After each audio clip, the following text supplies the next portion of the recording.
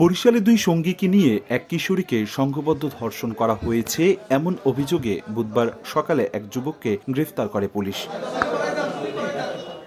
ভুক্তভোগীর স্বজনদের অভিযোগ, মঙ্গলবার রাতে বন্ধুকে সঙ্গে নিয়ে অপর এক বন্ধুর বাসায় বেড়াতে যায় কিশোরী। সে সময় তাকে কৌশলে আটকে রেখে ধর্ষণ করে ভবন মালিক ইমরান আলী শোভন সহ তার দুই সহযোগী। আটকে রেখে মারধর করা হয় কিশোরীর এক বন্ধুকেও, দাবি করা হয় টাকা। পরে ধর্ষণের বিষয়টি কাউকে না জানানোর শর্তে বুধবার সকালে ফাঁকা স্ট্যাম্পে সই নিয়ে ছেড়ে দেওয়া হয় তার বন্ধুকে। ছাড়া পেয়ে বিষয়টি পুলিশকে জানানো হয়।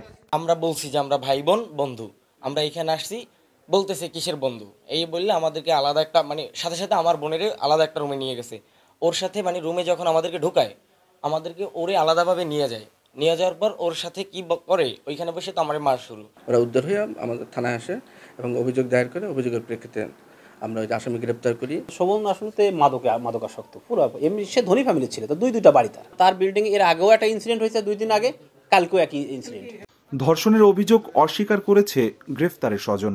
ভাই এখানে নির্দোষ, ওই যে মিথ্যা অভিযোগটা দিয়েছে এটা নির্দোষ, কিন্তু মেডিকেল টেস্টটা করাইলে স্যার আমি বলি আমার ভাইটাও করানো লাগবে, এমনকি মেয়েরটাও করানো লাগবে। ধর্ষণের ঘটনায় কিশোরীর পরিবার থেকে মামলা করা হয়েছে।